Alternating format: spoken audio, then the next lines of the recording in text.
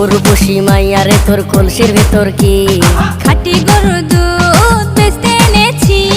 দে না একটু খাই, দামটা আগে চাই, আর দে না একটু খাই। দামটা আগে চাই, তোদের মতো ভিড় খাওয়াদের চেনে রেখেছি। উর্বশী মাইয়ারে তোর কলসির ভেতর কি